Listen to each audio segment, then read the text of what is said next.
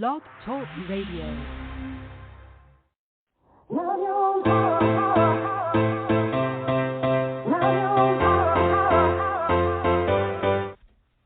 Chatting with Nat is a podcast for independent women seeking to speak their truth and to break down barriers.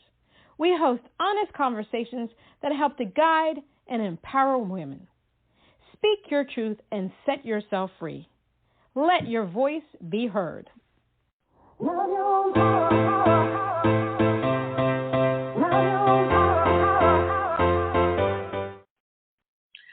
everyone, this is Natalie Jean, c'est Nathalie Jean, and today on Chatting with Nat, we have the honor of having pop singer-songwriter Emma Rae. Emma Rae is a pop singer-songwriter. Her upbringing in a house with a jazz trombonist father and vocalist guitarist mother has heavily influenced her music. Emma's original music flows freely between genres. While at Berklee College of Music, she studied under renowned singer-songwriter Paula Cole. Emma has won numerous awards throughout her career, including the Excellence in Songwriting Scholarship at Berklee, an accomplished pianist and lyricist. Emma's music captures the realities of love and loss, triumph and angst. Let's give her a round of applause.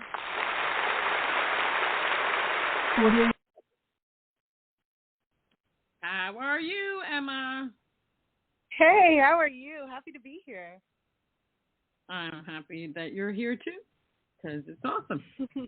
How have you been during this, let me see how to put it, election, George Floyd, pandemic, COVID had some babies, polio, Roe versus Wade, vaccinated, boosting, mass shootings, tsunamis, earthquakes, all kinds of different things. How have you been? I mean, I've been, hanging in there. I've been pretty good, but it's been rough, especially in the music industry. Performances gone for a very long time. So yeah, I don't want to say that kind of sucks, but that did suck. But people found different ways to perform. I guess it was kind of free, or people could tip them, with the whole live streaming during the pandemic stuff. So one thing that I noticed is that a lot of people got to learn about different things, tools that they can use, if they ever have to live stream and stuff like that. And I think that will blow up eventually someday, where people are going to use that platform to be able to perform, have like a little private party. You can live stream with the artist, ask questions and stuff like that. But I understand, obviously you want to be able to go out there and perform and tour and engage with the audiences face to face. And unfortunately, the pandemic didn't allow us to do that. That sucked. A lot of people lost a lot of revenue, had to find ways to get money. The government gave money. People were giving grants and stuff like that. But it was still a torturous situation. So one of the questions I like to ask is this. I give a little synopsis. Obviously, the pandemic was awful, and all the surrounding things around that have been awful. People lost lives. They lost limbs. People have long-term COVID. But out of that, there's been pros. Family members were seen walking together, taking time with each other. There was climate change. My God, the pollution level went down when we weren't out there. The trees and the animals were quite happy. They're probably mad that we're back. People decided to quit their jobs because they realized that, you have to make money to live, but why not do something that you're happy doing and making money at the same time? So I read a lot of articles on that. Read a lot of articles of people deciding to cut back on hours because they realized that they weren't spending enough time with friends or time to themselves as well. And then for artists like you and I, some people released singles. I did. There were tracks, albums, EPs.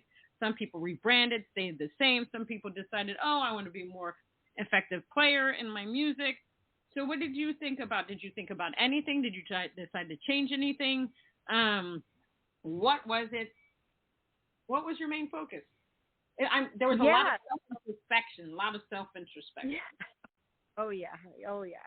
I did a lot of writing. I did release a few singles, but I had to I was teaching a lot. I was doing a lot of music teaching before the pandemic, and then that kind of came to a quick halt because of, nobody wanted teacher to come to their house. So, you know, I did some Zoom lessons, which I learned quickly are the worst.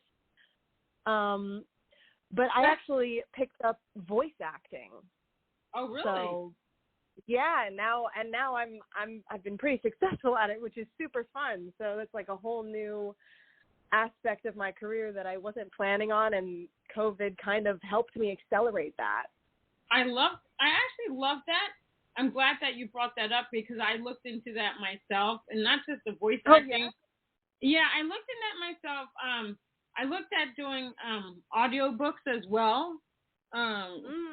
And I created a file. I still haven't done. I printed out this one book I was going to read for. Then I got busy, didn't have time to do it. But I really need to get back into it because you know they can pay you up to like $200 an hour just to do an audio for somebody else. Yeah. It's quite lucrative actually. Commercials are the best money. Yeah. Honestly. How is the voice acting going? How did you go about doing that? So I have an actor friend, and we were bored during COVID, and he was like, hey, there's this online class that my acting school's offering with a voice actor. She does My Little Pony, and she's the voice of Huggies and, like, stuff like that. And I was like, oh, I'm not doing anything. Like, I'm just sitting at home. Yeah, let's take this class. And then it ended up being really fun, and the teacher – you know, pulled me aside after, like, because they were small, like 8-person classes, right. And she would pull me aside in the Zooms, like, after the lessons and be like, hey, you should pursue this. And so I did, and I made a reel, and I immediately got an agent, and now I'm auditioning for Disney and Nickelodeon, and it's super fun. Yeah.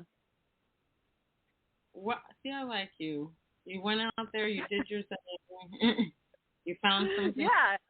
So I love that, and you've been successful at it. That's see, there are good things that have come out of this thing here. Definitely. Because I took there's this platform called Stage 32, and I took a course on voice acting through there as well. So I love that. I love that. Now you're branching.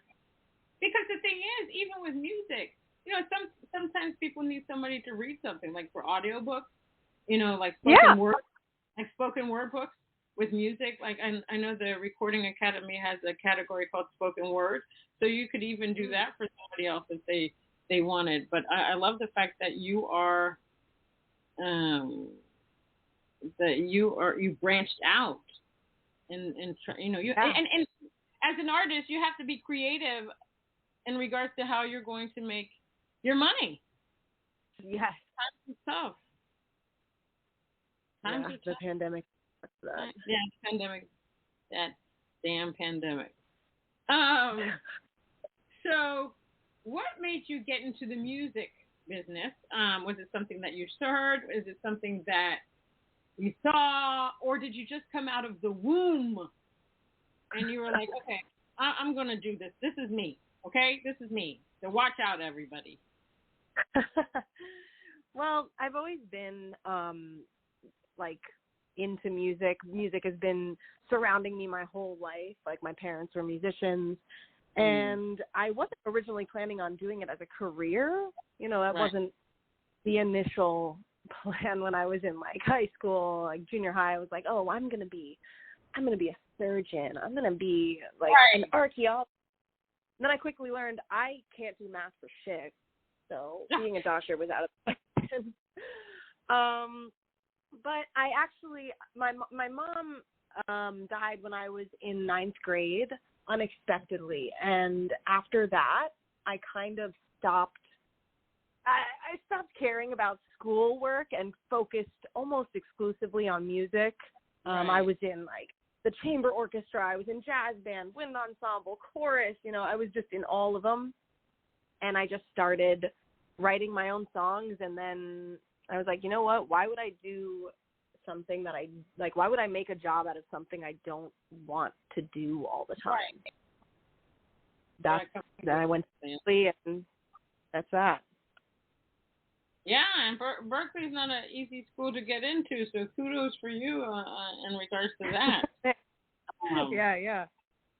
What course do you think that Berklee should teach in regards to music that you find that you wish they had?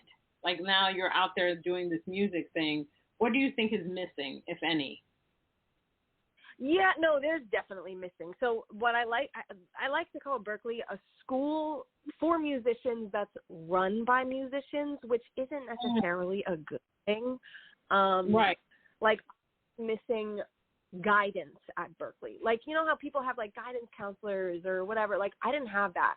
It's like fend for yourself kind of. I didn't know taking the right classes. I didn't know any organizational aspect in the gut. There was nothing for the students in that aspect. And if there was, you had to really look for it. Like it wasn't just like laid out for you easily. Right. So that was what was missing. And like music business stuff, I think was lacking unless you were a music business major. So like I was a songwriting major. So they didn't teach me how to copyright a song. They didn't teach me how to, put your songs on ASCAP for publication. You have to do it all yourself. And I think that's very important and should be taught, especially for like a songwriting major or a performance major, Hello. Yeah, I agree with you. Somebody else that I interviewed says the same thing, is that they don't really prepare you for the real world out there because copyright is important. Joining a PRO is very important.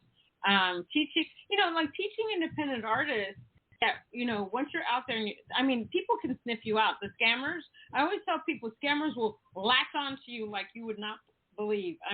They sniff you out. They're like, oh my gosh, I can create this. I can make you a star. All you have to do is pay me X, Y, and Z. And you're just, and people, a lot of people want fame. A lot of people just want to work in the industry. And so they gravitate to that without doing their due diligence, their research. And then they get scammed. And I think that's just horrible. And, learning how to read agreements, my God, that is so important. And if you can't read it, find a pro bono attorney or friend that knows how to read those agreements to help you out. It's really sad. It's just really sad. Oh, yeah, I totally agree. And I've almost been scammed websites. Like when you're copywriting a song, you have to make sure you're at .gov because copyrightus.com is a scam. Oh, my. Yeah, see? Yeah, you got it. It's so easy. And it looks very legit. If you didn't know, you would have no idea. Yeah, these days people need to be very careful because one thing that I've learned with people that scam, they always tell me, look at the email address. Always look at the email address. That will tell you right then and there that it's a scam. Like I get all these things like Bank of America and all these, and I click, nope, you're not. Delete. I'm not dealing with that crap anymore. It's like delete. I need to write a song. Delete. I wrote a song called Block. Now I need to do delete. Bye.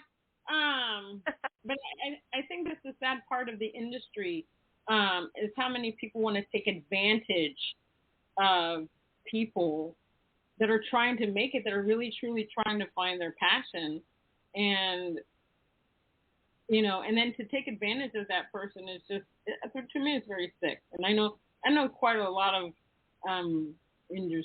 people and businesses that have tried to do that. I had to learn the hard way.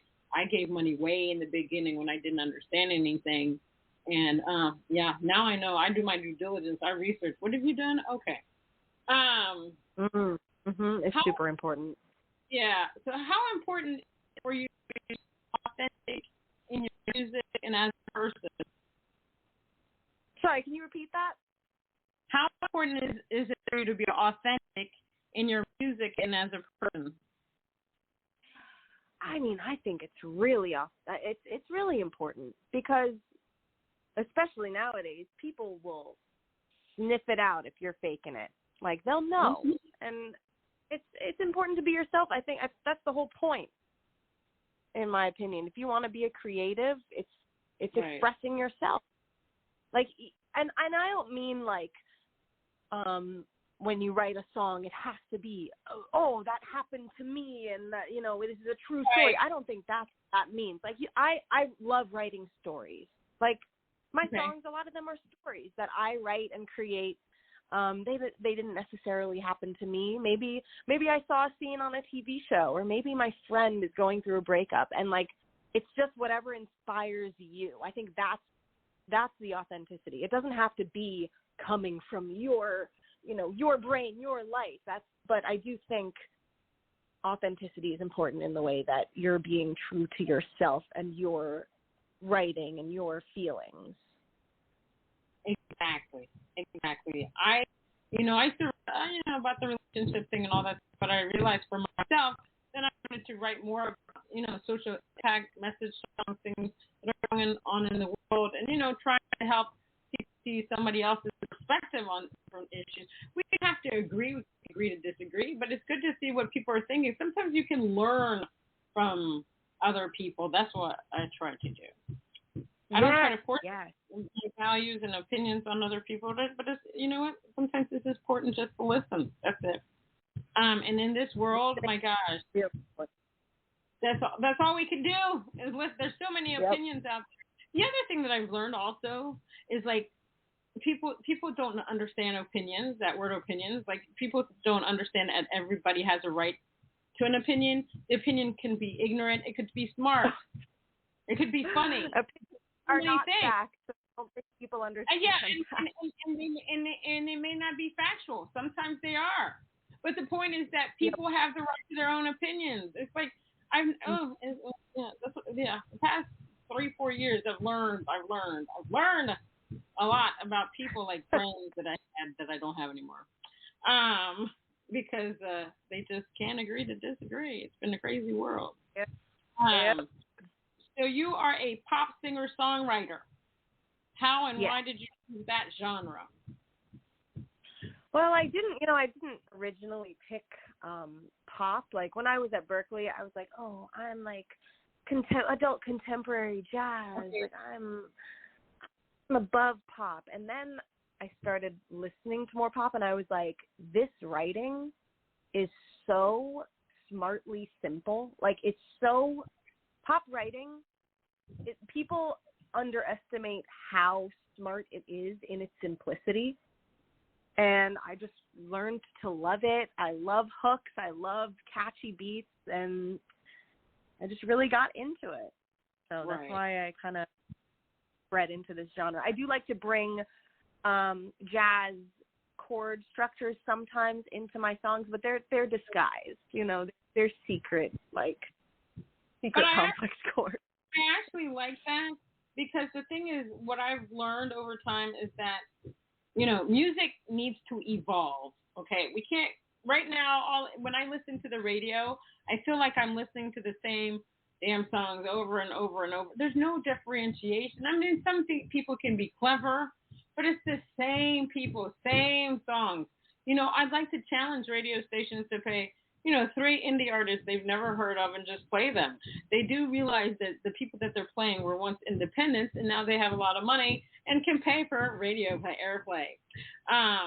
Like I listen to K-Love a lot, the radio station, and I contacted them because they're all spiritual and religious, blah, blah, blah. And I said, well, when you're talking about all these things that you do for people and you help them out, I said, why not help independent artists? I said, you have a radio station. Giving is not always about, oh, somebody's poor, they're begging, they need this, that, and the other. Sometimes it's just helping somebody in an industry. I said, you could play independent artists for 15 minutes, even if that's all you wanted to do. So I never understand why people can't just give people a chance. It's just sickening to me. There was one song, they were playing Lizzo. There's some songs of Lizzo's I can't even listen to anymore. They come off, I turn them off. Because, in fact, they were playing morning, noon, and night. You get into the cars, Lizzo. Get out of the cars, Lizzo. I understand in the beginning when you're promoting, you're marketing and stuff like that, you have to push the song. But after a while, no, now it's a no for me. Okay, I don't want to hear all that jazz. But pop, obviously it's a great genre. You can get a lot of sync and licensing placements for pop. And I notice more and more as I've gotten deeper into songwriting that a lot of hip hop music goes into a lot of sync and licensing. I think it's probably one of the most popular genres for sync and licensing. I mean, because I know Bridgerton they took some of the hip hop or even pop songs and made it so that it fit into the time period. So is sync and licensing something that you're going for as well? I mean, I would love to. I would love for my songs to be licensed and stuff for stuff like that. I would love to be placed in a TV show, but it's all about getting the right person to hear your songs, and it's so hard to do that. It's so hard. It is very difficult, but one of the things that I joined the Guild of Music Supervisors. And every now and then, during the pandemic, I did a lot of webinars, conferences. So you join the Guild of Music Supervisors. I think it's $100 a year. And one of the things, you just reminded me I need to contact somebody. One of the things that they do is that they have webinars and conferences and Zooms and blah, blah, blah. And then when they have the Zooms, they usually send around a spreadsheet. And then you can add your name to it. You can say what you do. That you'd love to, hook up with one of the super music supervisors. You have a lot of money.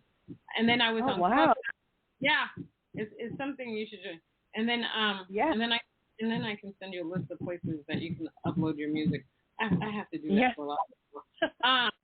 But I was on Clubhouse. This woman gave a lot of information of different places that you can upload your music to. There's a specific site called TuneFind. Now, TuneFind is more of a site that shows you all the shows that are out there, and then you can listen to the music on the shows, and then you can decide, okay, well, I have this song for this person. Well, why don't I send it to the music supervisor or the producer of this show? So another person I interviewed, she loved this one show on Netflix. She absolutely adored it. She actually went on Instagram, sent the song to, she wrote the song, sent it to the producer. The producer fell in love with the song and placed it in the show. So, so with that kind of stuff, sometimes you have to be aggressive. You just contact them. They're real people too. I've done that too. There was a show on HBO that I really loved, The Leftovers. The music supervisor was amazing. I mean, the music that she chose on that show, I had to contact her. I was like, oh my God, these songs are amazing. And she emailed me back, and now I have a repertoire with this woman. If you want to get into some of these shows, you just need to contact them directly. I do that. Wow, that's so cool. Yeah, you need to do it. You should do it. And then they can get to know your music, or sign up for disco.ac, which I got to get deeper involved into. So a lot of music supervisors use that platform. So it's a platform where you can upload your music. You can create playlists. So let's say you have holiday music, so your playlist will be holiday music. So sometimes they'll go in there and look for songs. You just never know how that's going to hit. So there's many different ways to be able to do all of that. I'm going to play your song. And you say, kids these days. Now tell me what that's about and why you wrote it. So I wrote it because I used to teach kids. I still do some piano lessons and stuff. And they, every lesson they would tell me about their day or about school or, stuff that's going on. And I noticed that it's so widely different from how I grew up. And it's not, 15-year separation. But growing up with social media has really, really changed the way kids act and just, dress. They're wearing makeup so much earlier. They're always filming themselves. Like they're used to being on camera, which is something I'm still working on. It's so weird. And so I was inspired by that. Like like the hook of my song is I feel so sorry for the kids these days. And it's, you know, I do. I feel like there's something missing, that organicness of being a kid seems to be fading. Right. And so I kind of talk about that a bit in my lyrics, and I wanted to also bring the music that I grew up with into the song. So like it's got that punk pop vibe of like I listened to Green Day and Fall Out Boy and Paramore when I was growing up, and I wanted to kind of bring a little bit of that into it while making the lyrics really current. So I don't know where that came from. All righty. Well, let's play it. All right.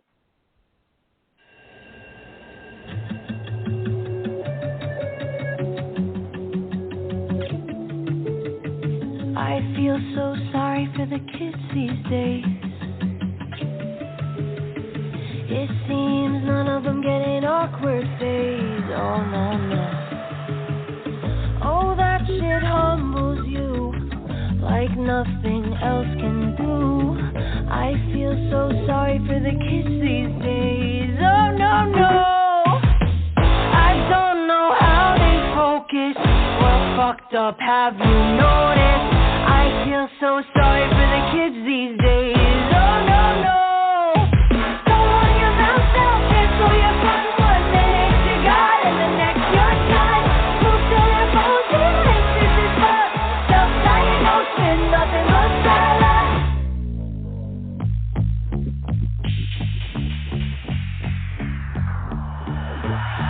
The girls in 7th grade, they're caking on foundation.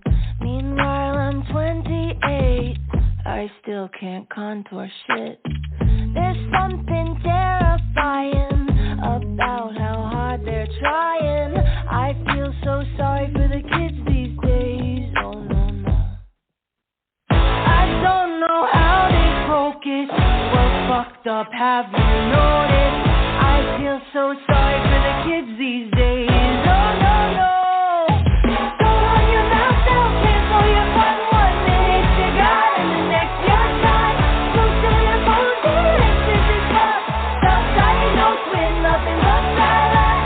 So sorry, so sorry. Oh, no, no. I'm so sorry, so sorry. Oh, no, no.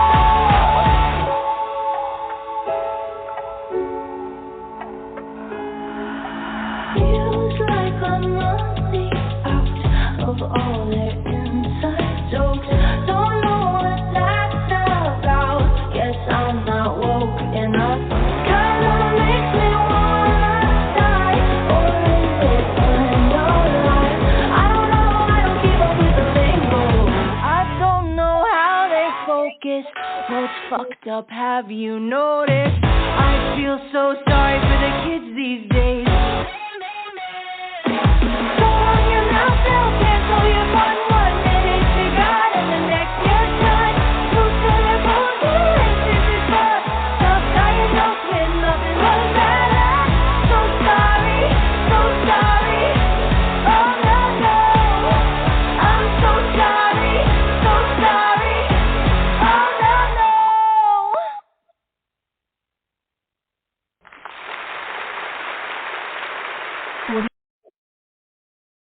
I love it.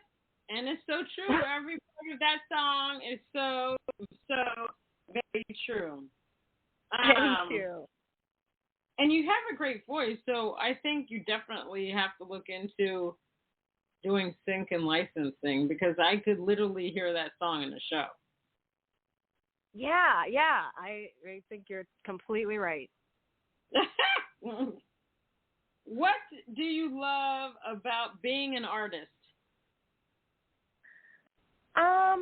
I mean, I love music. I love making music, writing music, performing music. So the fact that I can do it for an albeit small amount of money, it just brings me joy. Because to be honest, like I do it even if I couldn't make money with it.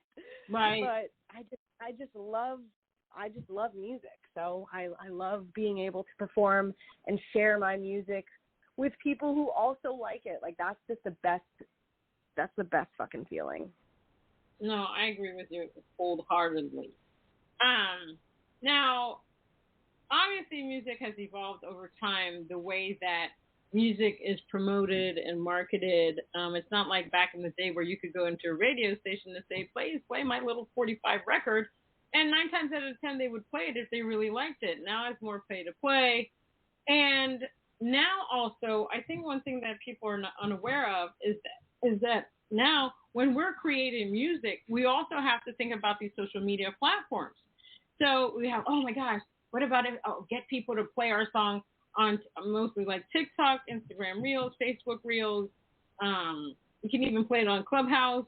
Do you agree or disagree? I mean, the social media aspect of being an artist is killing me. I'm not going to lie. I'm so bad with it. Me too. Like, it's hard. It's so hard. Like, I actually just made my first TikTok maybe a week ago to promote this song because I'm like, yeah, like I'm getting into it. I do Instagram, like Instagram Reels and stuff, but TikTok is always so daunting to me. And these kids these days make it seem so easy, but it's not. It's like, it's so much work. And yeah, I wish I could just walk into a radio station and be like, yo, here's my CD. Play it if you like it. Like, that would be amazing. Hello. But, I love this. Let's talk about TikTok for a minute. I was with B Squared Management for a while, and Brady's like, oh my gosh, you need to get on TikTok. Oh, I was like, TikTok? No, that's not really me, and da-da-da. But, you know, during the pandemic, you know, I did this class called TikTok Cap University. I actually did it, like, I think 4 or 5 months ago, and I learned a lot about TikTok. And I started out by doing silly videos. But then I really learned that you can use the platform for some good. So TikTok is basically, it's informative. You can laugh. You know, some people can be ignorant on it. I mean, it's so many different things, and it's a learning tool. One of the biggest things is learning. There's so many hacks. You're like, what? Like, one person demonstrated how you're supposed to eat a pineapple. Everybody's been slicing the hell out of a pineapple, and it's just like you just pull the ridges. And you're just, what? You're like, huh? Yep. It is crazy, some of the hacks, like some things in a car, you didn't know what their tool was, what their use was, or like pots and pans, what their use was. And then sometimes people go on there when they're depressed, they cry, they let their feelings out. So I love that in that sense. Yeah. It's funny because I do some silly stuff, but I like to use my own music a lot of the time because I'm like, why are we always promoting other people's music? Why don't we promote our own music? Then you have to figure out, okay, how can I best promote this to the best of my ability? So then, so I was like, okay, I'm going to use this. But what's screwed up with TikTok is this. So I sang a whole song. That's my song. They're like, nope, can't use it. You don't have the copyright. And I'm like, yes, I do. It's my song. That's the thing that I hate about it. So they will allow at least up to like 15 minutes of your own song on there, or sometimes they allow a minute if it's like a music video clip that you put on there. That's just ridiculous. But most recently, I've been talking about a lot of the Roe versus Wade thing, and those are the videos. One of my videos has like 45,000 views, and I'm like, dang, what about my music? Hopefully these people will listen to my music because I do have some women empowerment songs on there. But you just never know what hits on TikTok sometimes. It could be the most basic thing, and then sometimes you're talking about something else, and they're just like, no, I'm not interested. Not gonna watch that. But I do agree with you that for us right now, this generation that's doing music, it's a lot tougher when it comes to promoting and marketing. You have to be on Twitter, Instagram, Facebook, TikTok, Snapchat, this chat, Clubhouse, blah, blah, blah. It's a lot to maintain. So how do you maintain your marketing and promoting? I don't. Yeah, I'm really trying right now to like make a bigger effort in social media because I know that that's my biggest weakness as an artist. Like, I'm like, I just want to write, I just want to perform. Why is no one hearing it? It's like, duh, because I'm not promoting myself well. So, you know, I'm making a big effort in Instagram. I like Instagram. I understand way more than TikTok, so I post more to Instagram. And now you can like post it instantly to Facebook at the same time, so that's nice. Yeah, but like eliminate time. Yeah, it's really hard. What's your favorite part about being an artist? My favorite part about being an artist is when I write a song and I play it literally just for myself, and I'm like, oh shit, like that's good. And then I'll be like, I'll call my roommate in and be like, hey, listen to this, and like she'll be like bopping along and be like, oh shit, good. And it's just that whole process is probably my favorite part, the creating process. Now, in regards to the creating process, do you like the songwriting aspect of things, or do you like to go the part where you go into the studio and you lay down the track? Oh, I love them both. So sometimes I hate writing songs, but I love having written. You know what I mean? Like, sometimes it's like pulling fucking teeth, and I'm like, I can't, like, everything I write is garbage. You know, you write and instantly delete, but then you write it and you're like, oh, and then you know, repeat that, and you're like, oh, okay, this is good. And then when you go into the studio and you hear it with the polished vocals, finally, just hearing that first mix is always such a good feeling. It's so fun hearing the close to final product. So I love them both. I love going into the studio and recording, and I kind of put it in the same process. Like it's just like another step in the writing process. So. Okay. No, I completely understand that. I mean, I love the recording aspect of things. I like getting into it because it makes me realize more and more how much I love to sing. And I love the aspect of, oh my gosh, I'm singing this song, and people are gonna get to hear a new song and all this stuff. I just love that feeling. Now, what do you prefer? Do you prefer a more intimate setting, or do you prefer a huge stage when you're performing, and why?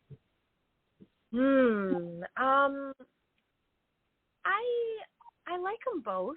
They have different times and places. I mean, like I just did a show at the Bowery Electric last Thursday, and I was on the main stage, which was nice because they have like a little small stage upstairs, which is that small intimate, you know, setting, and then downstairs they've got the main stage with like a 2-floor bar, and it was a pretty full house, and I've got to say that was just so much fun. Like I mean, if I could play MSG, I would, you know, I would.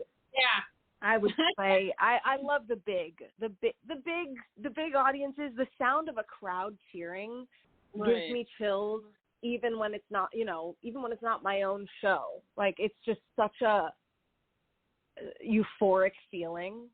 So I'd have to say the big ones that's my favorite.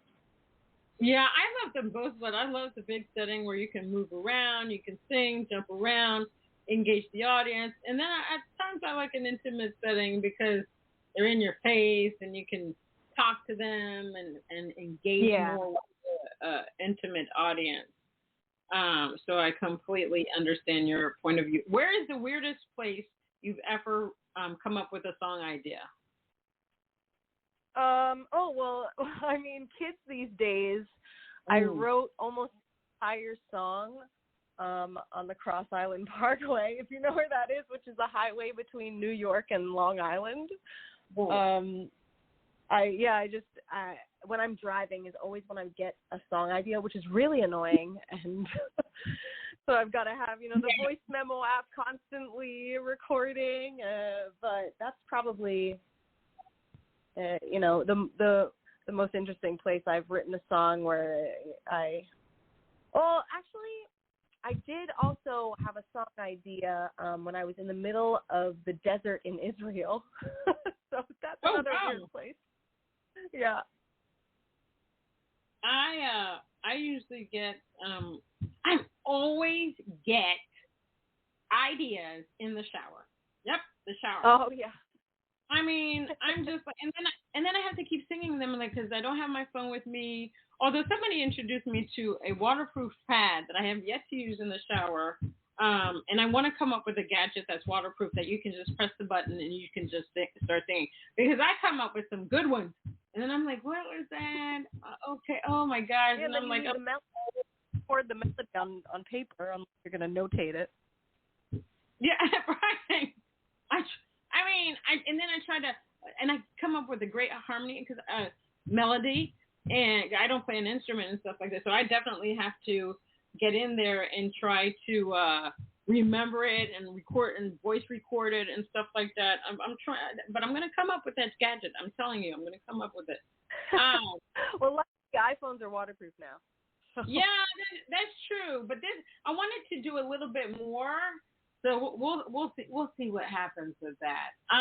What are 3 things you wish you had known before you got into the music industry? Oh, I wish I had known how much self-promotion I would have to do. Woo! That's one. I wish I had known that I would need a thicker skin in the beginning. Like, I love co-writing, but boy, it was really intimidating at the beginning when I first started doing it. 'Cause, like, sometimes you're like, oh, I love this idea, and you say it, and then everyone, it's like silence, crickets, and no one likes it. Like, oh, fuck, it sucks. And then your confidence is down, and you don't say anything else the rest of the session. It's one thing. And I here in hindsight 2020, I wish I had taken a stage performance class at Berklee because stage presence is so important, and that's something I underestimate. Yeah. Yes, it is. I agree 100%, 110%. So what is up next for you?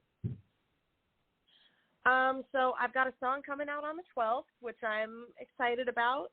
I'm working on an album with actually 2 separate co-writers. So one of them is my Kids These Days co-writer, Nick Kaufman. So he's a guy that I actually DM'd on Instagram because I really liked his song. And he was in Switzerland. And he was like, yo, your music's also amazing. Like, you want to collab? And now he lives in LA, and I've flown out. We've done sessions. Like, he's a great collaborator. So we're working on an album, and yeah, I've got some really, really fun music in the works that I'm looking forward to releasing. Awesome stuff. And one last thing. What is a quote, passage, I don't know, message that you like to use when you try to motivate yourself or push yourself? So one thing I learned at school from my classes with Paula Cole, she taught us. So we didn't really have any homework other than like writing songs, but the only other thing we had to do was we had to journal. And like, I'm not a journaler. Like, yes, I'm a songwriter, but I don't fucking like journaling. It's just not my thing. But she was like, you have to write every day. I don't care what you write. I don't care if you doodle a smiley face on the side of your book, but you have to write, and you have to hand write. She didn't let us use computers when we wrote. We had to write it on paper. And one thing I learned is you don't need inspiration to start writing. That's the biggest lesson I learned, because I majored in songwriting. That's the biggest lesson I learned. You don't need inspiration. Like, some people are like, oh, I can't write. I'm not inspired. And it's like, bitch, yeah, you can. You just got to start. Just put your, open your computer, open your notebook, just write. Doesn't matter if it's shit. As long as you write every day, that's it. I get it. I completely get it. Well, thank you, Emma, for being on Chatting with Nat. I really appreciate it. I got to know you better. I will send you eventually all that stuff for sync and licensing because I think you have it. Yeah, you are amazing. So you definitely, I'll be watching and listening to your music on some show because it'll happen for you. I mean, great songwriting skills, beautiful voice, beautiful person. I think that, your name will be in lights. And you're inspiring. You're all inspiring. You're welcome. All right, everybody. If you want to find pop singer-songwriter Emma Rae, she's on Instagram at Emma Rae Official. She has a YouTube channel. She's on Facebook, Emma Rae Official. She's already started her one TikTok. She's going to have hundreds of TikToks later this year. But if you can't remember that, just Google her. That's my new thing. Just Google me. Because we're on too many damn social media platforms there already. It's hard to remember everything, especially after all this pandemic stuff. Until next time, thank you so much, Emma. Thank you. Thanks for having me. Until next time on Chatting with Nat.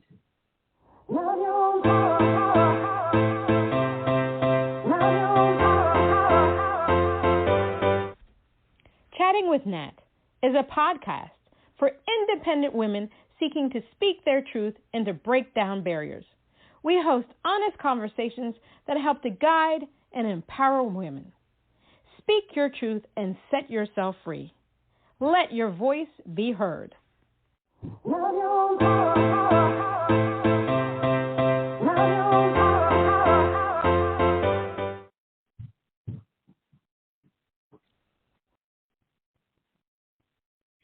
It may be 2024, but it's time to get back to seeing 2020. Because now that your vision benefits have renewed, there's no better time than now to get your eye exam and new glasses, starting the new year off right. Just visit pearlvision.com to schedule a comprehensive eye exam for yourself or the entire family. Pearl Vision accepts all major vision plans, including iMed. Exams available at the Independent Doctors of Optometry at or next to Pearl Vision. Some doctors employed by Pearl Vision. How do people feel about getting Big Fitness Energy at Planet Fitness for $10 a month? As thrilled as riding a roller coaster! Join today and get equipment for every workout. Now open in Wheaton. Join today for just 24 cents down, $10 a month. Deal ends January 31st. See Home Club for details.